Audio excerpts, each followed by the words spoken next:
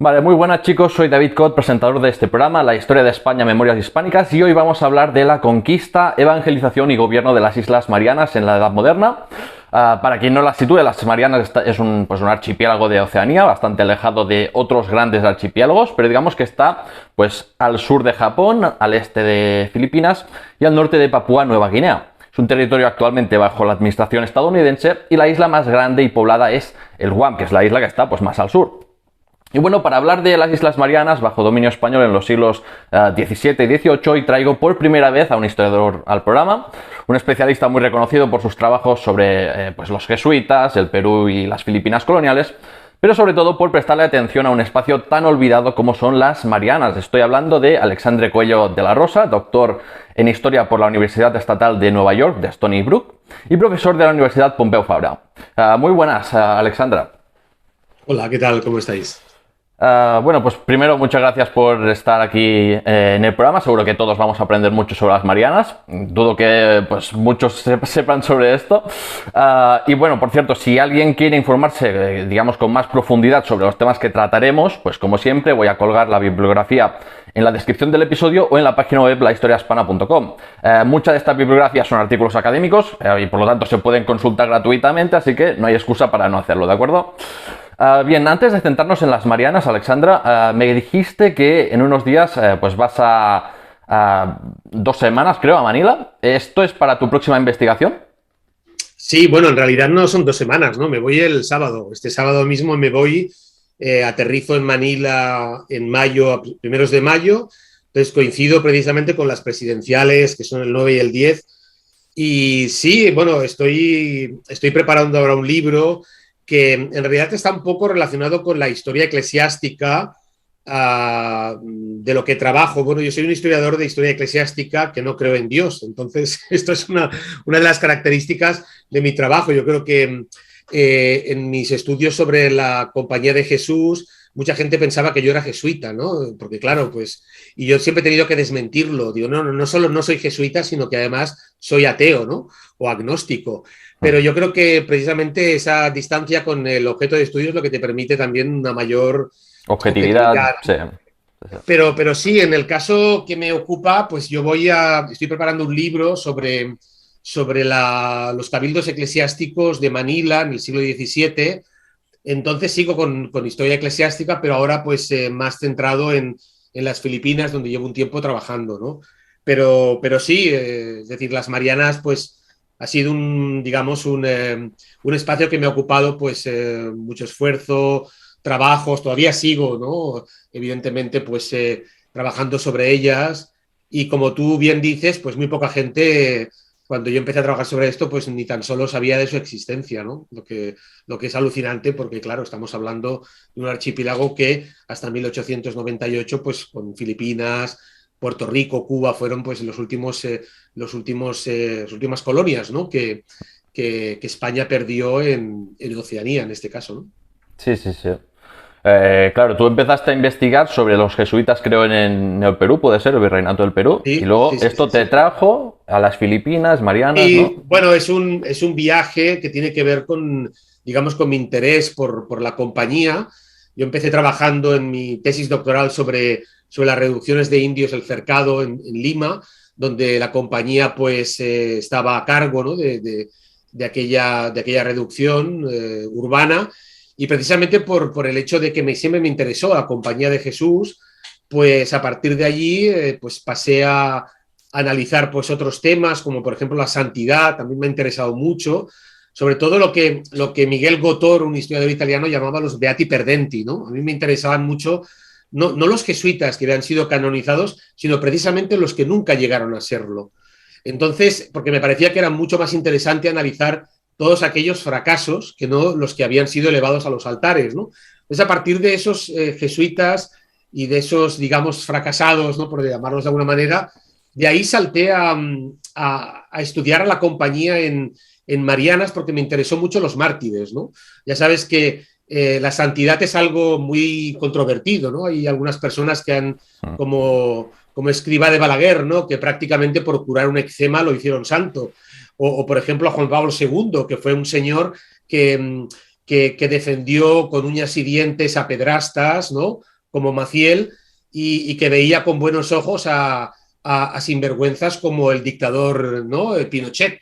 Claro, este señor es santo, ¿no? Entonces uno se pregunta, ostras, ¿qué hay que hacer para ser santo, ¿no? Claro, hay muchos, digamos, mártires en las Islas Marianas que querían ir allí y que de hecho escribieron cartas con su propia sangre dirigidas al general de la compañía en Roma para que los enviaran a aquellos lugares distantes como Japón, China o Marianas para morir en martirio, porque ellos sabían que morir en martirio era casi como una autopista hacia el cielo. Con lo cual, pues era muy interesante para mí analizar estos personajes por el interés que yo tenía por los Beati Perdenti. Y entonces a partir de ahí pues me interesó el tema de la Compañía de Jesús en Marianas y en Oceanía. Debo decir que yo, después de mi tesis doctoral y de acabarla y de trabajar en la Autónoma de Barcelona, donde estuve muchos años vinculado a un departamento de antropología, salté a la Pompeu precisamente por el interés que aquí en el Departamento de Humanidades había y hay sobre estudios de Asia-Pacífico, donde actualmente dirijo o coordino un máster, ¿no? Entonces eso ya me llevó a conseguir la consolidación, la cátedra, por ejemplo, y actualmente, pues como decía, coordino un máster sobre estudios globales en Asia-Pacífico, donde incorporamos esta visión global. Aquí también hay un grado muy interesante sobre Global Studies. Y bueno, como la compañía, ya sabes tú, ¿no? Es la primera corporación globalizada de la historia de la Europa moderna. Entonces, claro, ahí está todo relacionado, ¿no? Está relacionada la visión de esta compañía globalizada, mis intereses por el martirio, la santidad, Asia-Pacífico en la Pompeu. Es decir, ahí hay una conexión, ¿no? Que digamos es lo que me ha traído hasta aquí, ¿no? Muy bien, muy bien. Vale, pues yendo ya al tema, bueno, esta pregunta puede ser un poco complicada de responder, pero claro, geográficamente las Marianas se consideran Oceanía, ¿no? Pero por sus relaciones con otros pueblos en época prehispánica y luego también, sobre todo en la colonial con Filipinas y tal, ¿es mejor realmente ponerlas como archipiélago de Oceanía o culturalmente y económicamente están más relacionados con Asia? Bueno, es una buena pregunta. Mira, yo me acuerdo cuando presenté mi primer artículo para que me lo publicaran en la prestigiosa revista de Philippine Studies, era sobre la corrupción en Marianas.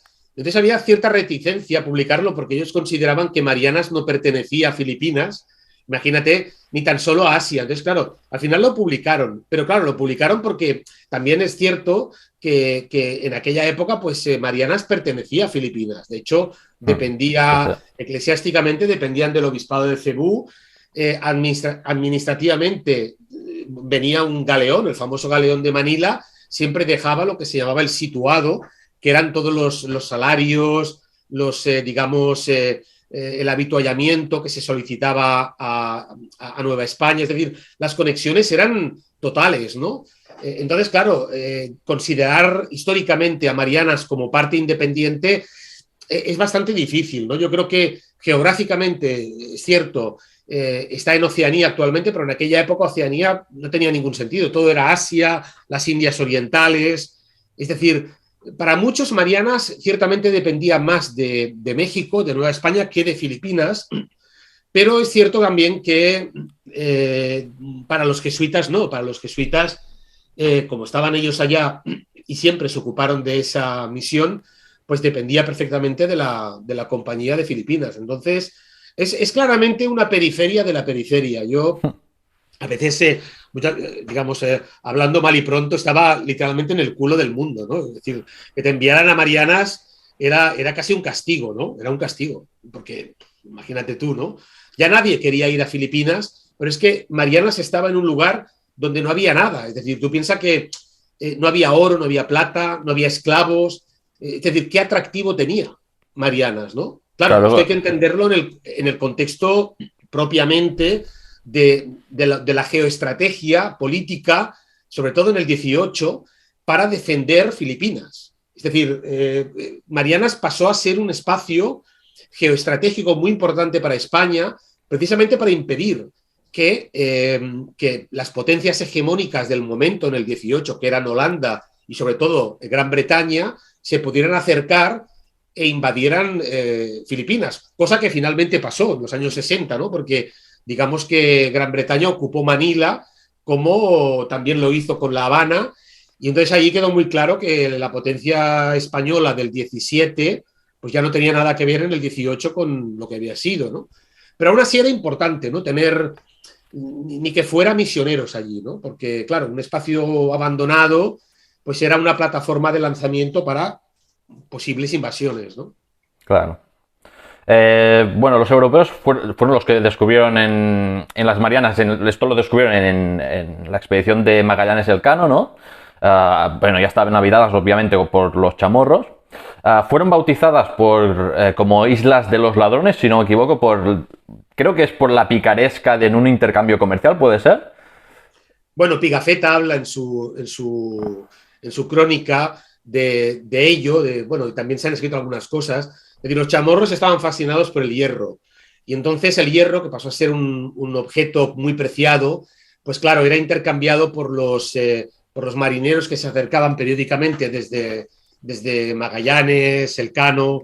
Entonces, claro, Pigafetta habla de cómo asaltaban literalmente, se subían a los barcos y robaban los clavos, los puñales, cualquier cosa que fuera de hierro y saltaban y se iban, ¿no? Entonces por eso les llamaban los ladrones, porque robaban, ¿no? El hierro sobre todo. Bueno, esto me recuerda que he investigado también estos últimos días sobre las expediciones de Álvaro de Mendaña y Quirós, y también hay algunos episodios así entre polinesios o melanesios que también se subían a bordo y tal, o sea, es bastante curioso. O sea, y pues por lo tanto, ¿cómo se deben caracterizar estos primeros contactos entre chamorros españoles antes de la colonización, digamos, de la segunda mitad del siglo XVII? ¿Eran, digamos, todos contactos esporádicos, sobre todo comerciales y ya está, o...? Bueno, claro, es interesante también la pregunta. Claro, ¿cómo se debe? A ver, para los chamorros, los primeros encuentros, claro, debieron ser bastante fascinantes, ¿no? Porque yo creo que debía ser como ver a un extraterrestre, ¿no? En aquellos barcos enormes, con aquellas pintas. Claro, lo que pasa es que con el paso del tiempo también hay que entender que ya no. Es decir, cuando ya se iban acercando, porque no solo los españoles, allí llegaron otras expediciones, franceses, ingleses, claro, al final eso ya se convirtió en una rutina y los chamorros también aprendieron, lógicamente. Con lo cual, pues claro, fueron encuentros que también, y bueno, y naufragios, ¿por qué no decirlo? Porque también hubo famosos naufragios estoy pensando en el Juan Pobre, Zamora. O Gonzalo de Vigo, creo, también. Claro, Gonzalo de Vigo, personajes que se quedaron allá unos tiempos. Entonces, claro, tú cuando llegas allá te encuentras pues unos chicos rubios que aparecen, que no parecen chamorros, claro, te das cuenta de que, bueno, esa gente se quedó allí, tuvo descendencia, algunos de ellos volvieron, regresaron a Filipinas aprovechando otras expediciones que llegaban. Yo creo que fue un intercambio cultural, ¿no? Un intercambio también sexual, un intercambio de muchos tipos con dosis de violencia, sin duda, pero en cualquier caso, pues como todos estos encuentros o encontronazos, ¿no? Porque al final, pues se trata digamos, de intercambios de todo tipo, ¿no? Sí, sí. Y luego, claro, a mediados del siglo XVII, en un momento, digamos, de debilidad de la monarquía hispánica, porque había pasado la Guerra de los 30 años, que básicamente había sido una derrota para los Habsburgo, y es entonces cuando se decide asegurar, digamos, la presencia española en las Marianas. ¿Esto se debe más por iniciativa, digamos, de la corona o fue una iniciativa de los jesuitas? Mira, te voy a contar, ya el rey, digamos, los primeros, Felipe II, ya había ordenado porque claro, tú piensas, y es interesante, si los jesuitas llegan en 1668 y las primeras expediciones del Cano, estamos hablando de 1525, ¿por qué no se colonizan esas islas, no? Bueno, ya a finales del 16, Felipe II había ordenado que se poblaran, pero claro, los españoles no hicieron caso. ¿Y por qué? Pues por lo que te he dicho antes, porque no había nada allí. Es decir, ¿qué interés tenía ir a las Marianas donde ya se había, digamos, percibido el hecho de que no habían demasiadas, digamos, no habían demasiados alicientes, ¿no? Entonces, claro, es precisamente por una cuestión que tiene más que ver con la espiritualidad, es decir, fue la reina Mariana de Austria, la reina regente, esposa, viuda, perdón, de Felipe IV, la que, digamos, financia esa expedición. Digamos que cuando San Vítores llega en 1660, creo que es el 60 y poco, 62, que está en Manila y pasa con el galeón y se da cuenta que allí hay indígenas y pasa, porque siempre hacían avituallamiento, ¿no? En Guam antes de llegar a Cavite. Claro, entonces fue cuando San Vítores se dio cuenta, ostras, ¿por qué no colonizamos estas islas, ¿no? Además hay que tener en cuenta otra cuestión que es un poco de esta cuestión global, ¿no? Si analizamos lo que dicen los anglos, el Great Picture, ¿no? Sabiniano Manrique de Lara, el gobernador que estaba en Filipinas en aquel entonces, había desmantelado los presidios que estaban en el sur de Filipinas, en Molucas, en Mindanao y en Joló, y había mandado a todos los jesuitas de vuelta a Filipinas, te hablo de 1662, por la presunta amenaza de un pirata chino que se llamaba Coshinga, que pretendía invadir Filipinas. Sabiniano literalmente se asustó y entonces ordenó que todos los españoles, militares, misioneros, regresaran a Filipinas. Es en ese contexto que Diego Luis de Sanvítores llega a Filipinas, en un contexto de repliegue misionero y militar de todas las fuerzas de aquel entonces en el sur de... Entonces, claro, yo me pregunto, ¿qué hacían tantos jesuitas sin trabajo en Manila cuando llega? Entonces, claro, San Vítores se da cuenta de eso y dice, hombre, si no podemos ir a Japón porque el Sakoku en 1639 prohíbe que ya por los mártires, en fin, se pueda ir al norte, prácticamente la Compañía de Jesús no tenía otra opción para expandirse a nivel espiritual que ir hacia el oeste, es decir, que ir hacia Marianas. No podían ir hacia el sur por la orden de Sabiniano de repliegue, no podían ir hacia el norte por el tema japonés, no les quedaba otra. Entonces, claro, cuando llega San Vítores y descubre las Marianas y descubre otro, otro jardín espiritual, como diría el historiador Cañizares de Guerra, pues es evidente que eso fue una salida honrosa para la compañía para poder, ocuparse de algunos espacios que estaban todavía libres, sobre todo libres de musulmanes. Piensa que en el sur de Manila, una de las cosas que siempre dice San Vítores, que por cierto, siempre había soñado con ir a Japón, decía, aquí no hay moros, es fantástico, aquí no hay moros, porque claro, el moro, que además no es yo llamo moros, pero es la palabra que se utilizaba en aquel entonces. En las Filipinas, para los del sur de Filipinas. Claro, del sur de Filipinas, en Mindanao. Entonces, como aquí no hay moros, debería ser mucho más sencillo evangelizar. Entonces, hay todo un contexto que creo que hay que analizarlo en esta perspectiva global, donde para los jesuitas la evangelización de Marianas fue realmente una salida bien honrosa. ¿De acuerdo? Vale, pues ahora hablemos un poco del inicio de lo que es la colonización y cristianización de las Marianas. Claro, pasaron de llamarse Islas de los Ladrones a Marianas en honor a la reina Mariana, porque claro, unas islas incorporadas al Imperio Español no podían seguir llevando un nombre así tampoco, bueno, digamos... Como las Filipinas, ¿no? Como las Filipinas también es por el rey Felipe, claro. Claro, sí. Y luego llegó pues la misión jesuítica encabezada por el padre Diego Luis de Sanvítores. Y ahora la pregunta es, ¿con qué sociedad se encontraron los jesuitas en 1668? Bueno, se encontraron con una sociedad jerarquizada en una serie de castas, ¿no? Pero también en una sociedad que, claro, digamos que violentaba la moral católica jesuita a partir de unas prácticas que se han estudiado, que eran estos matrimonios de prueba, ¿no? Estas casas que los solteros chamorros, llamados surritao, practicaban y frecuentaban, ¿no? Entonces es bien interesante porque la sociedad chamorra es matrilineal. Al ser matrilineal, esto ya choca con la sociedad patriarcal, con el modelo androcéntrico de los jesuitas que quisieron imponer allá. Entonces, una de las primeras cosas que hicieron los jesuitas fue quemar, destruir, abolir estas casas de solteros, de los surritaos, para de alguna manera promover el matrimonio monógamo, ¿no?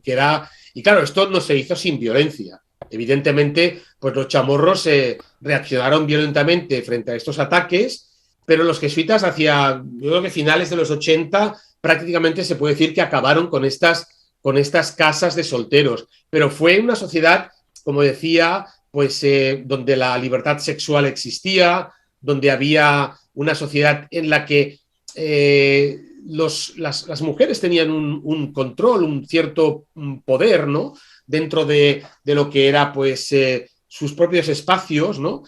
Por ejemplo, actualmente yo escribo un artículo que se titula Death Rituals en el Journal of Pacific History, donde hablo de todos estos rituales post-mortem que en la actualidad, el 90% de los chamorros actuales, hay que decirlo, son católicos, practican rituales post-mortem, sobre todo en los entierros, y donde las mujeres chamorras tienen un papel muy importante. Quiero decir con esto que las mujeres chamorras han mantenido el rol dentro del catolicismo, y eso explica también la importancia y sobre todo la dificultad que tuvieron los jesuitas para doblegar a esta sociedad y modelarla según los patrones católicos, porque claro, la mujer tenía un papel importante. Es decir, por ejemplo, en casos de divorcio, pues bueno, la mujer regresaba a su casa con su familia, ella y su descendencia. Entonces el hombre, claro, quedaba un poco al margen de... Quiero decir con esto que, claro, la mujer tenía un poder importante, ¿no? Un poder que es cierto que, bueno, dentro de los sistemas matrilineales no todos son iguales.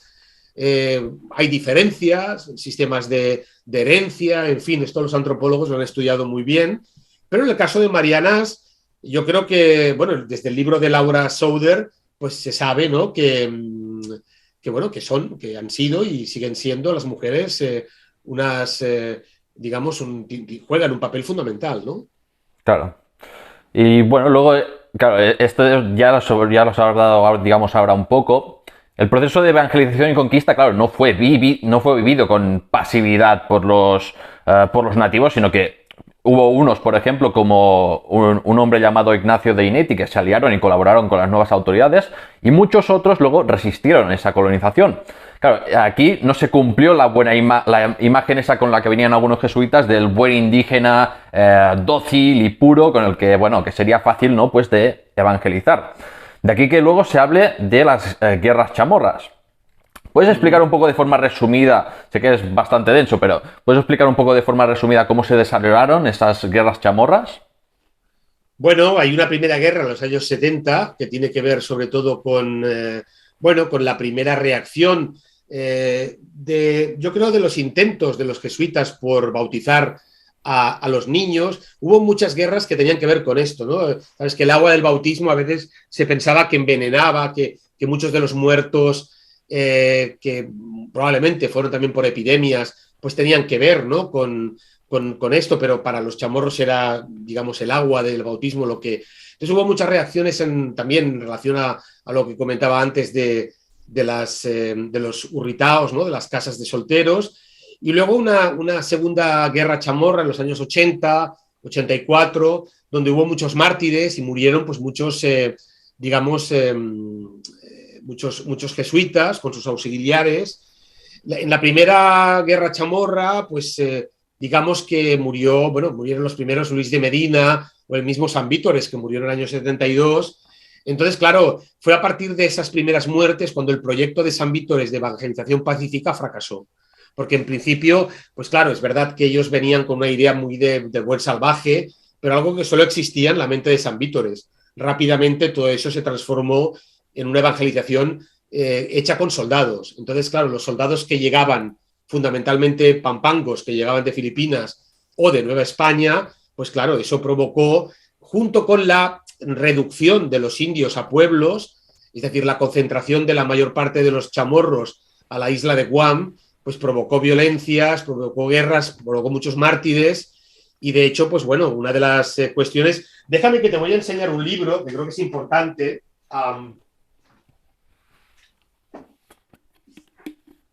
Voy a hacer como aquel que dijo, voy a hablar de mi libro. Bueno, este es un libro que publicamos en Boston College. Me encanta la portada, seguro que a tus oyentes les encantará. Esta es la portada que se hizo para ilustrar la geografía de Sebastián de Monroy, que murió en 1676.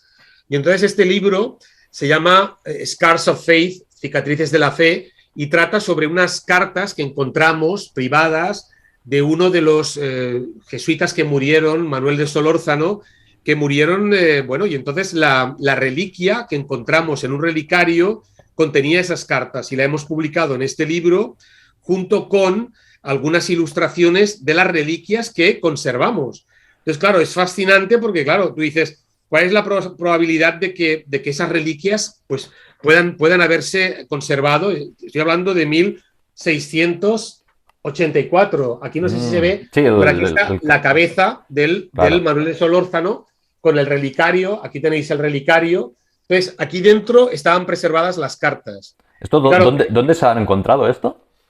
Esto pues fueron digamos, fue este relicario, cuando murió Manuel de Solórzano en 1684, se envió a la familia que vivía en Extremadura. Entonces la familia conservó este relicario durante años. Yo me acuerdo, no sé cuándo fue, en el 2013, cuando publiqué la historia de las Marianas en Polifemo, me llamó un señor y me dijo que tenía a Manuel de Solórzano en su casa. Claro, yo pensaba que se estaba cachondeando, ¿no? ¿Pero qué quiere decir? Yo, sí, lo tengo en mi casa. Entonces, claro, me mandó las fotos, que son estas que os he enseñado, y entonces claro, yo casi lloro, ¿no? Porque digo, no, es que he leído su libro, entonces me he dado cuenta de que... Entonces me explicó que él era el familiar descendiente de Manuel de Solórzano y que es una historia fascinante. Por lo visto, esa calavera y con las cartas se ha conservado durante siglos. Entonces el señor, cuando leyó mi libro, pues me mandó las fotos, en fin. Ahora vamos a publicar el segundo volumen de este libro con más cartas, porque, claro, es una historia fascinante, sobre todo para explicar una historia de las emociones de un hombre que explica sus sentimientos a su padre en todo el trayecto desde Sevilla hasta Acapulco y de Acapulco a Guam, en un trayecto, bueno, realmente hasta su muerte final en el 84, ¿no? Entonces, claro, aún así, esta es la historia de un mártir, digamos, que no fue santificado, ¿no? Creo, o sí. No lo fue. Bueno, es que esa es otra historia, ¿no? Para canonizarlos hace falta que haya demanda de lo santo. Y claro, según la ontología chamorra, morir en un acto de guerra no te garantiza el cielo, sino al contrario, te vas al infierno. O sea, los chamorros creen que cuando uno muere durante una guerra, pues en realidad uno no va al cielo. Imagínate todos los jesuitas que murieron como mártires, claro. Entonces, para ellos no es una muerte honrosa. De hecho, las guerras chamorras duran un día. Es decir, uno tira una flecha y cuando se vierte la primera sangre se acaba la guerra. Ojalá todas las guerras fueran así, ¿no? Claro, y ahora que hablas de esto del martirio, claro, por parte de algunos jesuitas que eran mandados aquí en las Marianas, que como dices tú, era el culo del mundo y además a finales del siglo XVII era muy conflictivo aún y el riesgo a morir era bastante alto, ¿no? Había un cierto anhelo de esos jesuitas que iban a las Marianas expresamente a morir como mártires. Totalmente. Mira, en Roma, en la Casa Generalicia, hay un archivo, una parte que se llaman las Cartas Indipetae, las Indipetae Litterae, ¿no? Entonces esas son cartas donde muchos de estos mártires escribían con su propia sangre pidiendo ir a China, a Japón, incluso a Marianas. Entonces hay gente que estuvo mandando cartas al general de la compañía durante años, pero no 3 o 4, no, hasta 20 y 25, hasta que finalmente consiguen ir. Y claro, esta gente quería ir a morir, a dar su vida, ¿no? Claro, entonces es un problema teológico, porque uno no puede pedir la muerte. Porque claro, digamos, a ver cómo lo explico, para un mártir la muerte te encuentra, no eres tú el que la vas a buscar. Entonces, claro, si tú estás pidiendo morir por Dios, esto es algo así como querer suicidarse. Y claro, ojito con esto, ¿no? Entonces es un problema teológico importante. Entonces uno va allí y allí la muerte te encuentra, que es distinto. Entonces, claro, por esa razón hay muchos, digamos, martirologios o cartas martiriales que siempre avisan, pero vamos a tratar de promocionar a este mártir, pero con esto no queremos decir que ya esté en el cielo, sino porque esto es una cuestión, digamos, que lo decide el Papa. Claro, es un tema muy, como, ¿no? Resbaladizo, por decirlo finamente, ¿no? Sí. Pero tienes razón, hay muchos que querían ir a morir allá, sí, sin duda. Y bueno, luego sobre la conquista en sí, claro, no solamente hubo españoles o novohispanos participando en la conquista de las Marianas, sino que también hubo un rol muy importante de otras nacionalidades, sobre todo creo que los filipinos, ¿no? ¿Podrías hablar de este rol de esas otras nacionalidades en el proceso de conquista militar y espiritual también? Bueno, ahí ciertamente cuando hablamos de los jesuitas tenemos que hablar de los auxiliares, es decir, la gente que venía con ellos. Algunos de ellos también han sido canonizados, ¿no? Como Pedro Calungsot, que fue el auxiliar de San Vítores, que era, si mal no recuerdo, creo que era Pampango, de Filipinas. Este es santo, San Vítores no. Entonces la pregunta es, ¿cómo el jesuita no es santo mientras que su auxiliar sí? Bueno, tiene que ver con lo que decía antes, Juan Pablo II quería potenciar el catolicismo en Filipinas. Como en Filipinas son muy católicos, pues claro, había que canonizar a un nativo de allí, ¿no? Entonces, esto es lo que explica que a veces pues las políticas de santidad tienen más que ver con las políticas que con los milagros, ¿no? Ciertamente, ciertamente. Entonces, hay muchos auxiliares que venían de Filipinas, muchos soldados que venían de allá también para poblarlas, porque claro, siempre habían políticas de poblamiento, pero muchas familias, no, bueno, era complicado, ¿no? Porque, de nuevo, o sea, qué atractivo tenían aquellas islas, ¿no? Donde no había nada, donde el gobernador que a menudo gobernaba era corrupto, violento, es decir, no era, además estabas en una isla atrapado, ¿no? Es decir, no había mucho entusiasmo, ¿no? Para ir a las Marianas, por Vale. decirlo así. Sí, sí, sí. Ahora me gustaría hablar un poco de la población antes y después de la llegada de los españoles. ¿Podrías decir más o menos si hay estimaciones de cuál era la población de las Marianas antes de la colonización? Mira, las hagiografías, ya sabes que las hagiografías tienen una intención claramente laudatoria y bueno, también pues la de ensalzar la labor de la compañía, dicen que había unos 50.000 chamorros. Bueno, eso es bastante exagerado.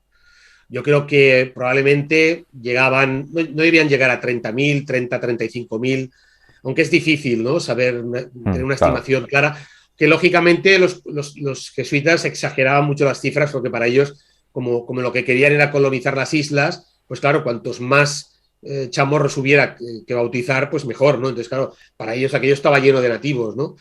Cuando en realidad pues no los había tantos. De hecho, a finales del 17, principios del 18, apenas quedaban 3.000 con vida. Claro, Entonces, eso es lo que te quería preguntar. O sea, ¿cómo es posible que si pasamos, por estimar, de 30.000 chamorros a no llegar ni a 3.000 en tan poco tiempo, además, porque estamos hablando ya de como la primera mitad del siglo XVIII,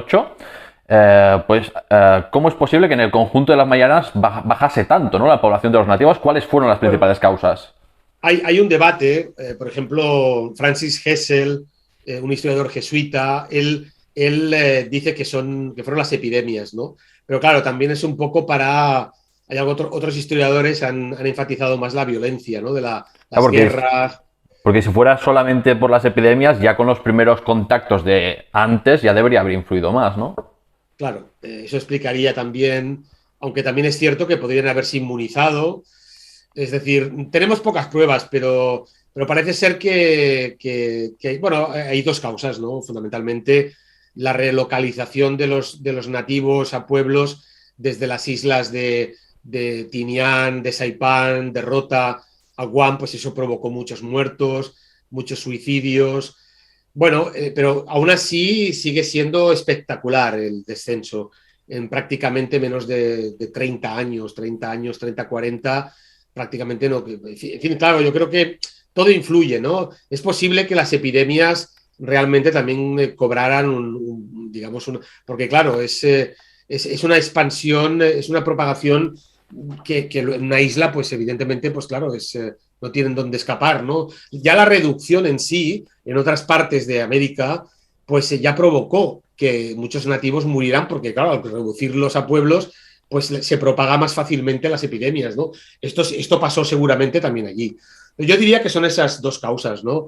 Es decir, hay pues un poco pues el hecho de que la violencia fue descontrolada, sin duda, y más cuando hubo martirios, ¿no? No me quiero ni imaginar cuando mataron a un jesuita pues la venganza de los gobernadores como debió ser. En fin, hay un poco esto. Ujú. Claro, las guerras chamorras provocaron mucha, pues como dices tú, mucha agitación, ¿no? En todas las islas.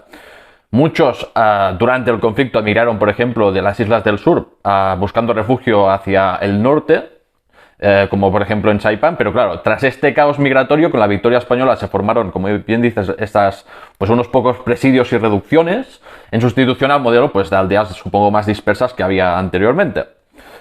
¿Cómo se forzó pero a los chamorros a vivir en esas reducciones, incluso hasta el punto de abandonar directamente islas enteras? Que de hecho hoy en día sigue siendo así, que hay muchas de estas islas de las Marianas que siguen abandonadas.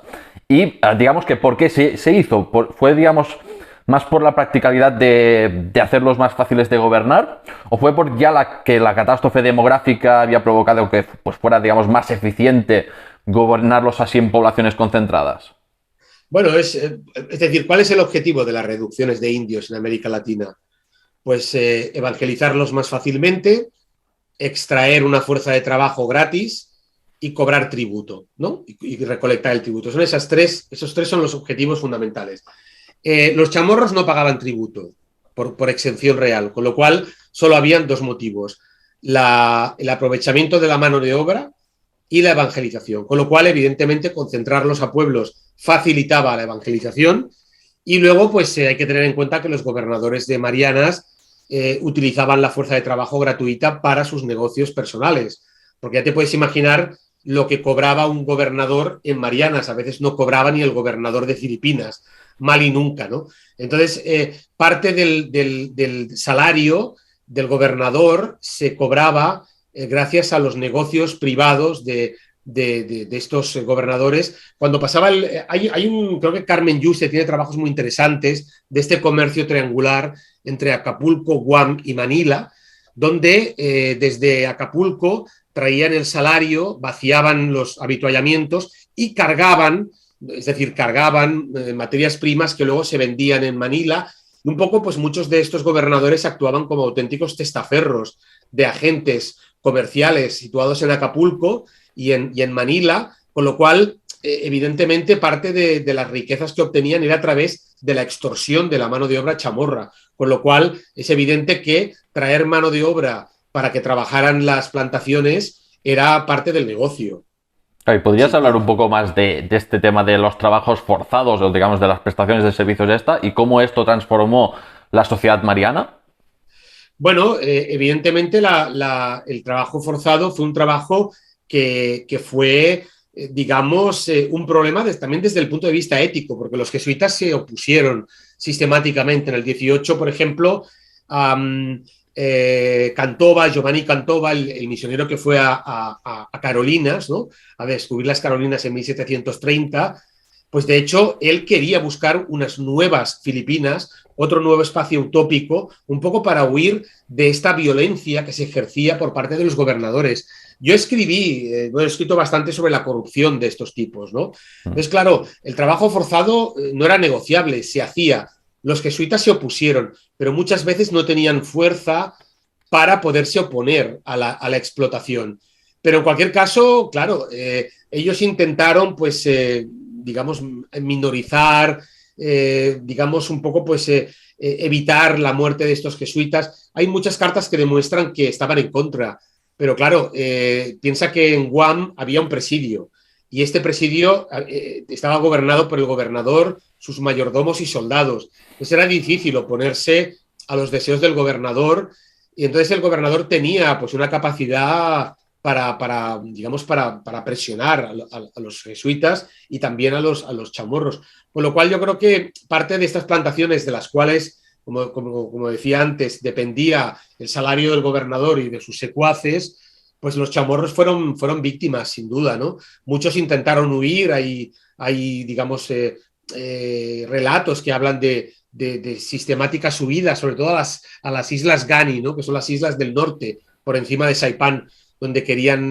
pero claro, tampoco habían posibilidades, porque realmente en aquellas islas, digamos, aquello era inhóspito, no había nada, es decir, claro, al final pues era muy complicado, ¿no? Escapar. Uh -huh. Claro, algunos, o sea, relacionado con esto de los trabajos forzados y las reducciones y todo esto, algunos jesuitas hablaban en sus escritos de que muchos chamorros pues se ahorcaban, emigraban a otras islas, o las mujeres, por ejemplo, dicen que abortaban o practicaban el infanticidio. Esto para evitar, digamos, estar sujetos al dominio colonial español y a los trabajos forzados. ¿Fue así, digamos, de radical la resistencia chamorra o hay que verlo como algo un poco exagerado? ¿O no se puede saber esto? Claro, No. bueno, de todo eso que has dicho tenemos constancia de que existió. El alcance de todo eso es difícil de saber, ¿no? Es decir, claro, no hubo migraciones forzadas, pero también es cierto que los chamorros emigraban, lo sabemos. Es decir, porque una de las cuestiones también más curiosas es que la historiografía jesuita habla de las Islas Marianas como un lugar aislado, remoto, diga, perdido de la mano de Dios. No es cierto. Habían contactos con los polinesios, con las islas de alrededor. Lo que pasa que, claro, retratarlas como lugares aislados y perdidos y pobres justificaba la llegada de los españoles, ¿no? En el sentido de rescate, ¿no? Entonces, claro, es muy probable que parte de esos chamorros también marcharan de allí, ¿no? Emigraran, lo que también explicaría parte de ese descenso demográfico. Es decir, hasta qué punto se van a otras islas y se largan de allí, ¿no? Claro, no sabemos exactamente si parte de aquellos chamorros se fueron, es muy difícil, no tenemos constancia, pero también explicaría parte de ese descenso demográfico. Claro, claro. ¿Sí? Luego, sobre el proceso de cristianización, digamos que fue rápido la cristianización del pueblo chamorro, es decir, ya para cuando terminaron las guerras chamorras, pues la mayoría eran católicos o eso llevó bastante más tiempo. Bueno, a ver, ahí hay ese catolicismo que sabemos, bueno, es ese sincretismo. A mí no me gusta mucho la palabra, pero explica un poco pues esa mezcla, ¿no? Entre ideales todavía vigentes, evidentemente tradicionales, que nunca acaban de desaparecer del todo, y con un catolicismo, pues evidentemente cada vez más intenso a través de la propaganda, de procesiones, de esa festividad. Claro, tú piensas que los jesuitas son maestros auténticos en todo lo que tiene que ver con la parafernalia, la retórica, el teatro, en fin. Entonces, claro, participan, ¿no? Las mujeres participan de las procesiones, de las congregaciones. Entonces, yo creo que sí. Es decir, bueno, la prueba está en que el 90% actual de los chamorros son católicos. Claro, y en esta cristianización de los chamorros, tú has hablado un poco, digamos, de este sincretismo, aunque no te guste usar la palabra, pero digamos que se produjo un poco esa pervivencia de algunas costumbres religiosas anteriores de los chamorros. Lo digo también porque, claro, los jesuitas son conocidos por adaptarse un poco al ambiente cultural anterior, no como otras órdenes religiosas que imponían ahí su visión y ya está. O sea, ¿es así? ¿Hubo alguna pervivencia religiosa? Claro, tú dices que es verdad, ¿no? Los jesuitas inventaron esto que llaman la acomodatio, ¿no? La acomodación.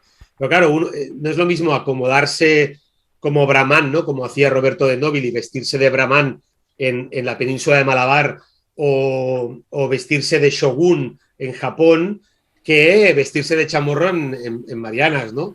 O hacer de diplomático en la corte de Brunei. Claro, uno se acomoda, sí, pero se acomoda a las sociedades sofisticadas, no a una sociedad de cazadores o de pescadores recolectores como los chamorros. Allí no hay acomodación posible. Allí entraron a sangre y fuego, es decir, claro, precisamente porque no consideran, es decir, que son sociedades sofisticadas. Acosta, el gran teólogo José de Acosta, en la historia natural y moral de las Indias, hace una gradación de sociedades bárbaras, salvajes, y pone a los chinos y a los japoneses arriba del todo, junto con los españoles. Pero los españoles un peldaño por encima. ¿Por qué? Ya. Porque eran cristianos, porque eran católicos. Pero los chinos y los japoneses están un peldaño por debajo, porque los reconocen como civilización, pero les falta el catolicismo. A los chamorros les faltaba todo, es decir, entre comillas, ¿no? Es decir, ya, entonces, claro, no te vas a acomodar a una sociedad como esa. Con lo cual, claro, la acomodatio no existe en Guam.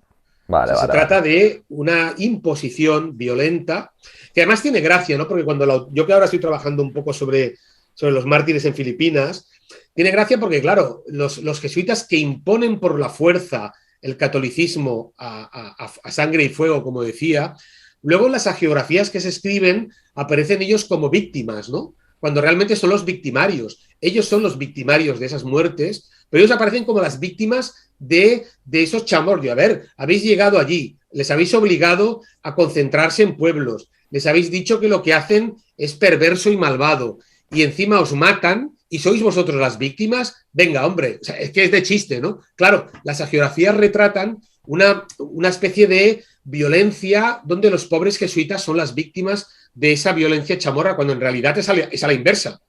O sea, Sí, ellos sí. estaban tan tranquilamente en su isla y ahí llegan unos jesuitas y los obligan a convertirse. Claro, entonces las hagiografías se convierten en elementos de propaganda, no olvidemos eso. Claro, claro.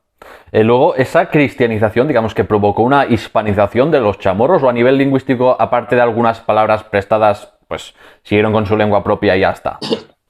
Bueno, mira, aquí tenemos el trabajo de interesante Rafael Rodríguez Ponga, que es el actual rector de la UIC, donde él ha trabajado mucho todos estos temas lingüísticos, porque el chamorro tiene un montón de palabras. Yo no lo hablo, pero claro, es bien interesante ver un poco pues, los préstamos culturales, las palabras, bueno, muchos préstamos, no solo de españoles, pero también novohispanos, en fin, ahí es impresionante. Es un poco Tengo como, que decir, como el tagalo, ¿no? O sea, que lleva mucho vocabulario también. yo creo que tiene más de español que el tagalo incluso. Además, claro, las lenguas, tú sabes que para los jesuitas eran fundamentales, porque, es decir, ellos apelaron a las lenguas vernaculares para evangelizar a los nativos. Entonces, ellos aprendieron muy rápido el chamorro. De hecho, hay un diccionario, pero no está preservado. Hay otros diccionarios de finales del 19 hechas por los sacerdotes que llegaron posteriormente, ¿no? Capuchinos, recoletos. Pero sí, es bien interesante los préstamos culturales, claro, y luego los apellidos, que tú vas allá y los mismos apellidos que tú ves en el 17 siguen estando, ¿no? En las familias ilustres, ¿no? Los Taitano, en fin, son los León, familias que han preservado, y claro, a través de esos apellidos tú ves la presencia, ¿no? Tú te das cuenta del legado, ¿no? El legado cultural que hay. Claro, o sea, impusieron, digamos, el sistema de apellidos españoles lo impusieron también en el siglo XIX, ¿no? Como en Filipinas. Ah, vale. Claro, claro, claro. Vale, Entonces vale, tú vale. ves allí que hay un Jonathan León, un Peter Taitano, o sea, son lenguas que vienen, que son de Filipinas, lenguas de apellidos españoles o novohispanos, que se ha preservado allí. Y bueno, es una historia realmente interesante, ¿no?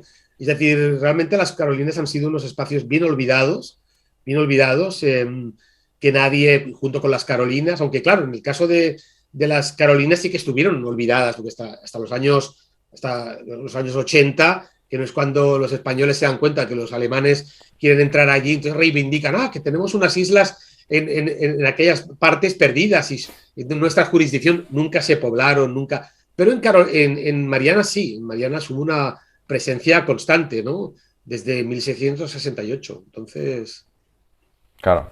sí, Luego sí. hablemos ahora un poco de economía, que bueno, ya hemos mencionado un poco. Claro, en las Islas Marianas no habían riquezas minerales, había también pocos excedentes en la producción agrícola, con lo que la colonización, digamos, que fue poco o nada rentable. ¿Cómo es que la economía mariana era tan dependiente a las importaciones? Y digamos que hubo alguna autoridad que propusiera reformas para aumentar la producción, o digamos que ante esa nula rentabilidad de la colonia y que hasta fuera una carga, hizo que algunos se plantearan abandonarla y ya está. Bueno, se plantearon abandonarla ya en el siglo XVIII. Es decir, porque como tú comprenderás, casi habían más jesuitas que chamorros, ¿no? Llegó un momento en el que para 3.000 almas, como decían algunos, no valía la pena destinar 14 o 15 jesuitas como llegó a haber en aquel. Entonces, claro, ya el tema del abandono siempre existió. Lo que pasa es que, claro, sobre todo abandonarlas cuando se abre el fuerte de Zamboanga en Mindanao en 1714. Entonces hay muchos jesuitas que dicen, volvamos otra vez al sur de Filipinas, ¿no? Donde allí hay una mies más copiosa, en fin, todo este discurso. Entonces hay algunas voces que piden regresar al sur de Mindanao y abandonar Marianas, pero era un compromiso por parte de la reina Mariana, entonces nunca se abandona. Y entonces es interesante. Luego, claro, hay una conquista también gastronómica, no solo espiritual y militar. Me refiero al tema de que, por ejemplo, esto lo ha hecho mi doctoranda Verónica Peña, ha escrito su tesis doctoral sobre gastronomía. Es muy interesante el trabajo, porque yo en mis textos no me ocupé de esto y Verónica ha hecho un muy buen trabajo al respecto, en el sentido de que, claro, el pescado para los jesuitas no era alimento, ¿no? Está bien para los bárbaros, pero no, había que promover pues, el consumo de carne, el consumo de otro tipo de comida que era más civilizada, ¿no? Entonces, claro, eso es bien interesante porque, por ejemplo, la isla de Tinián se convierte en una especie de charcutería, ¿no? De los jesuitas, donde están todas las vacas. Entonces allí, por ejemplo, la carne venía de Tinián, y entonces hay barcazas que traen carne porque allí habían pues vacas, habían... Es decir, sistemáticamente los jesuitas tratan de modificar la dieta. La dieta es muy importante porque civilizar también implica colonizar gastronómicamente las islas. Y Pero esto ya no... también, y también los cambios de sexualidad, que también esto lo ha investigado Enrique. Sí, Sí, o bueno, sea, sí, exactamente, ¿no? Toda la cuestión que tiene que ver, bueno, con la cuestión, digamos, de la sexualidad, pero la transformación de las islas tiene que ver desde una perspectiva, por ejemplo, gastronómica, evidentemente, porque las islas tienen que, de alguna manera, civilizarse, entre comillas, y civilizarse implica, pues claro, convencer a los chamorros de que la comida tiene que también, bueno, beber vino, el aceite, el trigo, ¿no? El problema de trigo, bueno, ¿dónde plantas trigo? Aquí no hay trigo. Bueno, el trigo para la hostia es sagrada, es un tema, un debate también teológico. Trigo o maíz, ¿no? Bueno, en Perú también fue un debate, en fin. Luego la carne, en fin, todo esto es una transformación lenta y gradual. Y luego, evidentemente, pues claro, la monogamia, ¿no? La monogamia tiene que promoverse, eso implica una resistencia por parte de los chamorros, porque tienen otras prácticas, y eso implica, pues como decía antes, un grado de resistencia y de violencia, sin duda, sí. claro. Y digamos, pues así, ¿cuál dirías que es el rol de las Marianas dentro del Imperio Español? O sea, ¿cuál era la lógica para mantener la presencia española? Digamos más, era digamos más por temas de ideológicos, de evangelización y luego de prestigio internacional para decir, bueno, ya que lo tenemos ahora, no lo vamos a abandonar ahora. ¿O había otro motivo? Yo creo que a partir del 17, sobre todo en el 17, bueno, la cuestión es una cuestión claramente espiritual, se va convirtiendo en poco a poco en una cuestión más de geopolítica. Es decir, abandonarlas es, sobre todo, bueno, ya cuando ya se empiezan a ver barcos británicos fondeando cerca, en fin, todo eso, pues claro, asusta a los gobernadores de Filipinas que tratan de...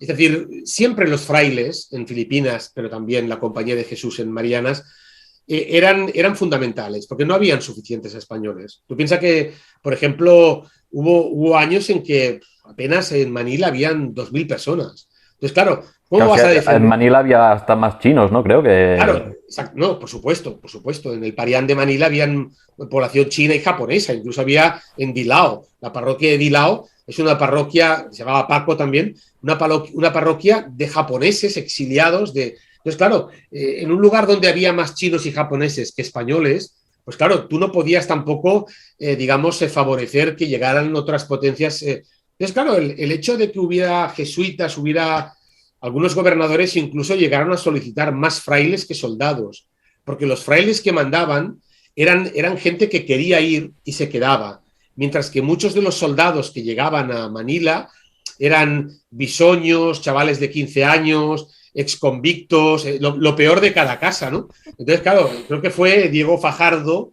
que llegó incluso a solicitar, te hablo de memoria, llegó a solicitar soldados de Nombre de Dios de Panamá, soldados de los tercios de Flandes, para que por favor llegaran vinieran porque claro, es que eran soldados de muy poca calidad, ¿no? Entonces decía, con estos soldados yo no puedo defender la plaza de Manila. Claro, entonces habían quejas muy, muy grandes al respecto, ¿no? Y Fajardo llegó, pues efectivamente, a solicitar pues, que le trajeran soldados como Dios manda, que decía él, ¿no? Soldados de allá, ¿no? Bueno, yo creo que eso es parte de ese, digamos, de ese déficit que había. Las Filipinas no eran atractivas, no querían ir, pensaban que aquello era el infierno, el clima, no había nada que atrajera. Entonces, claro, pues el problema está en que ya había pocos españoles, ¿no? Claro. Luego tienes varias obras sobre la corrupción en el gobierno colonial de las Marianas en el siglo pues, XVIII. ¿Cómo, digamos, se manifestaba esa corrupción y, digamos, que estaba especialmente desatada en las Marianas por, hablando claro, ser un territorio en el culo del mundo hispánico y que eso hiciese que mandasen ahí los peores y que no hubiera ningún control sobre los superiores, sobre los gobernadores?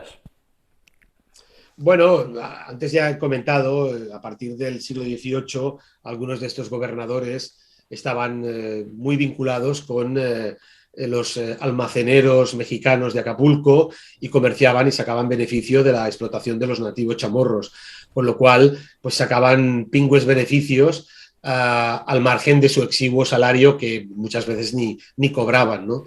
Entonces, buena parte de esta... Es decir, uno tiene que entender que la corrupción no era la excepción, sino la norma de un sistema político que permitía que los gobernadores robasen con ciertas, excepciones, ¿no? Es decir, no se podía comerciar con el enemigo. Entonces, por ejemplo, Juan de Pimentel, que fue uno de los corruptos a quienes se le hizo un juicio de residencia muy severo, pues claro, llegó a comerciar con los ingleses, ¿no? Esto, claro, le costó el cargo y años de prisión, ¿no? Porque, claro, una cosa es la corrupción y otra cosa es traficar con el enemigo, ¿no? Entonces habían excepciones, pero claro, el robar se permitía, no era tan extraño, por decirlo claro. Vale, vale. Luego, en la Edad Moderna dirías que el dominio español se ejercía, digamos, de manera muy directa a través de los pocos soldados y misioneros de las reducciones, o la soberanía española se apoyaba, digamos, más en la colaboración de los miembros prominentes de la sociedad chamorra. Bueno, y un poco de todo, ¿no? Yo creo que los misioneros tenían un papel fundamental porque controlaban las parroquias que estaban llenas de indios y de nativos fieles que podían, pues en un momento dado, reclutar, ¿no? Con lo cual, el papel de las órdenes religiosas fue importante. Piensa que muchos de estos religiosos, además, eran soldados. Es decir, no es extraño, pues, ver a soldados, incluso miembros del cabildo. Ahora yo estoy trabajando sobre esto. Algunos miembros del cabildo eclesiástico llegaron a coger las armas también para defender Manila. Entonces, claro, es un espacio muy particular donde estos religiosos, jesuitas por supuesto, en un momento dado también luchaban como soldados. Curioso, curioso esto. Luego, en 2010, escribiste un artículo sobre cómo se representa la ceremonia de coronación de Fernando VI. Claro, en un territorio pues tan a los márgenes imperiales como eran las Islas Filipinas. Se titulaba El Fénix en las Marianas, 1747. Pues esto por si alguien quiere leerlo así por completo. Pero para los demás, ¿podrías comentar un poco cómo se representaba la monarquía hispánica ahí? ¿Qué funciones tenían estos festejos como pues era la celebración en este caso de un nuevo rey? ¿Y en qué se diferenciaban estos festejos de territorios más centrales y ricos del Imperio Español? Bueno, la coronación del rey es un acto ritual que tiene que ver con una cuestión netamente barroca, ¿no? Es decir, esto, por ejemplo, mi amiga y colega Alejandra Osorio lo escribió para el caso de Lima, ¿no? Entonces, la pregunta es, ¿el rey está o no está? ¿No? Claro, Sí, porque un cómo haces tú chamorro solamente veía al gobernador y poco más. Claro, Claro, entonces la presencia del rey era algo así como una entelequia, ¿no?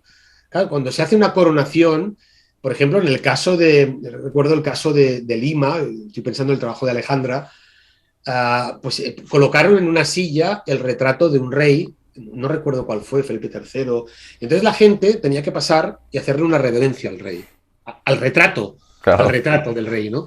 Entonces, era una reverencia barroca, pero una reverencia de lealtad, ¿no? Entonces la pregunta era, yo me acuerdo, le decía a mis alumnos, bueno, ¿el rey está o no está allí, en Lima? Y la gente decía, no, no está, no está. No, sí que está. Está presente en la efigie de las monedas que se graban y en el retrato que lo representa. Entonces, claro, hacer presente al rey a través del ritual es un acto barroco fundamental, un poco para establecer una cierta lealtad en espacios, sobre todo periféricos, tanto como Lima como las Islas Marianas. Creo que era parte de un ritual que, bueno, con la salvedad de lo que podía ser un ritual tan alejado de las cortes barrocas como Toledo, Salamanca, que nos imaginamos algo muy distinto, pero el hecho de que se celebrasen en Guam dice mucho sobre lo que representaba el ritual en Marianas, claro. y en las periferias asiáticas de estos lugares. O sea, aún así se tenía que hacer. Y de hecho tenemos, bueno, el artículo que tú has mencionado, que está incorporado en el libro de Jesuits at the Margins, explico bien en qué consistió, cómo fue, los detalles, que tienen mucho que ver también con una oportunidad en el sentido de lo que Michael Bakhtin hablaba digamos, esa celebración carnavalesca, ¿no?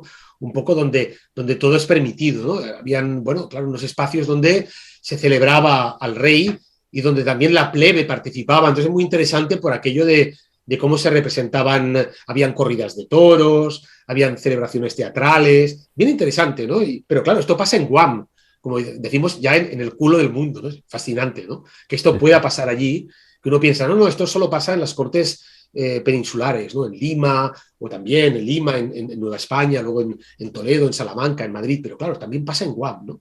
Entonces, claro, es como cuando yo les decía a mis alumnos que yo empecé a creer en esto de la Global History cuando yo vi la misma garita militar aquí en Montjuïc, en Barcelona, en Lima, en el puerto de Lima, en el Callao y en Guam. O sea, la misma garita, o la puedes ver en Mindanao. Cuando tú ves eso, tú entiendes lo que es un imperio global.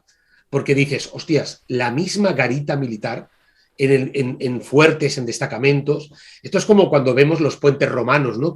O las murallas romanas, que te vas a Italia, te vas a Siria, te vas a Argelia, te vas a Londres, y tú ves eso. O sea, es esa sensación de la globalización, del imperio global, del alcance, ¿no? Eso realmente, bueno, tiene su fascinación, ¿no? Para un historiador. Claro, aunque fuera, digamos, más austero en un territorio más pobre como las Marianas, sí que era importante igualmente el simbolismo, ¿no? Claro. Exacto, exactamente. Sí. Luego, otra pregunta, esto sobre el siglo XVIII. ¿Quién sustituyó a los misioneros jesuitas tras la expulsión de toda la orden de las posesiones españolas? Los recoletos, los agustinos recoletos. Expulsaron a los jesuitas en el 67, esto llegó en el 68 a Manila, y en el 69 salieron los 3 últimos jesuitas con dirección a Europa, y bueno, fueron los agustinos recoletos que los sustituyeron. En Marianas y en todas partes, en Mindanao y en Joló, ellos ocuparon, porque los recoletos es una orden misionera, también entonces exclusivamente misionera. Entonces fueron los misioneros recoletos que ocuparon las misiones de los jesuitas en Marianas, en Mindanao y en Joló. Sí. Luego, ¿hubo algún momento del siglo XVIII o XIX en que realmente el dominio español sobre las Marianas peligrase de verdad pues, sobre otras potencias extranjeras, como por ejemplo Inglaterra o Países Bajos? Has comentado antes lo de los contactos con un gobernador corrupto y comerciantes ingleses. No sé si eso, por ejemplo, tendría que ver. Bueno, es posible que fuera quizás cuando invadieron en los años 60, la década de los 60 es posible que fuera, pero ya, claro, los jesuitas estaban ya también muy criticados, en fin, pero en esa época yo creo que en los años 60 es posible, sobre todo por la acción británica. Pero fíjate que los jesuitas, es decir, perdón, que los británicos ni se preocuparon por invadir Marianas, ya fueron directamente a Manila. A Manila y ya está, sí. Pero, claro, no ofrecía un atractivo especial para... Simplemente en el caso de que, bueno, de que pudieran utilizarlo como... Pero ya llegó un momento en el que la fragilidad del Imperio Español era tal que los británicos ya ni utilizaron Marianas como plataforma de lanzamiento, directamente asaltaron Cavite y en fin, se ocuparon Manila. No quiero hablar mucho del siglo XIX en este episodio, pero sí, así brevemente, ¿cómo caracterizarías esa época del dominio español sobre las Marianas? Ya cuando, pues, tras la caída de todo el imperio de Hispanoamérica, pues Filipinas, Marianas quedaron así mucho más alejadas de territorios españoles y, por ejemplo, ya el galeón de Manila desapareció. O sea, ¿cómo caracterizarías ese periodo del siglo XIX? Bueno, hay, digamos, algunos gobernadores que valieron la pena, por ejemplo, como Ricafort, algunos digamos, hay un proceso de mestizaje muy interesante, ¿no? Donde claramente esta idea de chamorridad o de los chamorros se transforma a partir de la llegada de carolinos, donde realmente la idea de lo chamorro empieza a enriquecerse con otras, pero ya de una manera mucho más... Claro, a partir digamos, de la escasez de hombres y de la proliferación de mujeres, muchas de estas mujeres pensemos que estamos hablando de una sociedad matrilineal, se casan con otros hombres. Entonces, claro, lo chamorro también va adquiriendo una nueva, digamos, fórmula, ¿no? Desde una perspectiva de la etnogénesis, claro, ¿qué significa ser chamorro en el 19? Muy distinto a lo que fue en el 17 o en el 18, ¿no? Entonces, claro, es cierto que, por ejemplo, el antropólogo Nicholas Thomas, está sentado en Australia, en un libro reciente no consideraba a los chamorros como un pueblo nativo, precisamente por la gran cantidad de mestizaje que hubo en el 19, ¿no? O sea, porque ahí hay gran parte que ahora son descendientes de filipinos, de chinos, Claro, de japoneses, de claro, todo, ¿no? entonces, bueno, para los chamorros hay una definición que uno distingue a un chamorro si es chamorro de Chuuk, de Carolinas, chamorro de tal parte de Filipinas, chamorro de Carolinas, chamorro de... Pero claro, uno es chamorro porque es de madre chamorra. Entonces sigue siendo la matrilinealidad lo que marca, ¿no? Pero bueno, realmente es complicado, ¿no? Después también con la desaparición del galeón en los años en 1815, todo esto, pues la transformación del comercio, el aislamiento, la aparición de otras potencias, por ejemplo, de balleneros en el 19 también es importante, que utilizan las islas también para... Entonces hay una serie de transformaciones bien interesantes. Luego, claro, los jesuitas desaparecen, los recoletos tienen muchos problemas para ocuparse de la evangelización, acaban renunciando, de hecho, en los años 20, desde cuando llegan ya los capuchinos, más adelante. Es decir, es un siglo bien interesante para estudiarlo, sí, sí, para estudiarlo más todavía, ¿no? Que merece, porque además tiene también una gran riqueza desde una perspectiva antropológica de muchas transformaciones que luego las vamos a ver en el siglo XX, ¿no? Uh-huh. Y bueno, ya para terminar así como última pregunta, quería preguntarte por cuáles son las líneas de investigación y paradigmas así más prometedores para hacer avances historiográficos sobre pues, esta época de las Marianas hispánicas y de los chamorros también. Yo creo que hay que analizar el 19 y el 20, mucho más que los periodos anteriores, ¿no? Que están más rastreados. En el sentido de que creo que yo apelo mucho a una antropología histórica, ¿no? Creo que hay que hacer una antropología histórica partiendo de lo chamorro, pero también tratando de rescatar pues, esas voces de las que hablábamos, ¿no? También esas voces chamorras, tratar de ver un poco una transformación de... Hay historiadores que han estudiado, por ejemplo, cosas bien interesantes desde lo chamorro, desde la cultura chamorra, pero yo creo que hay que hacer trabajo de campo, hay que vincular antropólogos, historiadores, arqueólogos en un trabajo interdisciplinario que nos lleve a entender mejor cómo se pasa digamos, del mundo colonial, digamos, jesuítico a una época posjesuítica y también en qué sentido, pues, todas estas nuevas, digamos, invasiones, entre comillas, ¿no? De europeos que van llegando, también de nuevas políticas de evangelización, van modelando lo chamorro en el 19 y luego para el siglo XX queda mucho también, en fin, por supuesto, ¿no? Porque ahí también hay que analizarlo con detalle, ¿no?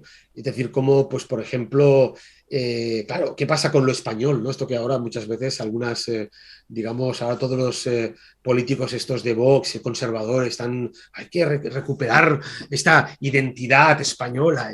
Y dices, bueno, a ver, ¿para hacer qué, no? Aquí lo importante es la pregunta, como diría mi querida Belén Stolke, ¿no? Lo importante de cualquier investigación es la pregunta. Es decir, ¿qué pregunta nos estamos haciendo aquí, no? Entonces hay que hacerse preguntas, lo que ahora llaman el objetivo, ¿no? Pues, ¿qué pregunta es aquí pertinente? Entonces, claro, a partir de unas buenas preguntas podremos hacer buenas investigaciones. Pero yo creo que hay que darle oportunidad al 19-20. Sí, sí, sin Muy duda. bien, muy bien. Pues nada, muy bien. Pues aquí termina ya este repaso a las Islas Marianas Españolas. De nuevo, muchas gracias, doctora Alexandra Coello, por haber estado aquí. Y nada, mucha suerte con las próximas investigaciones. Ha sido un placer estar con vosotros y bueno, pues sí, ya os iré informando, claro que sí. Muy bien, muy bien. Y nada, para el resto, el próximo episodio hablaré sobre los cambios culturales de la sociedad y de identidad chamorra producidos por la presencia española y la resistencia chamorra a esta conquista y al régimen colonial. Suscríbete al programa en YouTube o al podcast Memorias Hispánicas para estos episodios temáticos y charlas con historiadores. Y nada, si me quieres ayudar a realizarlo y conseguir beneficios especiales, pues mira la página de Patreon en patreon.com/la historia hispana. Gracias por escucharme y hasta la próxima.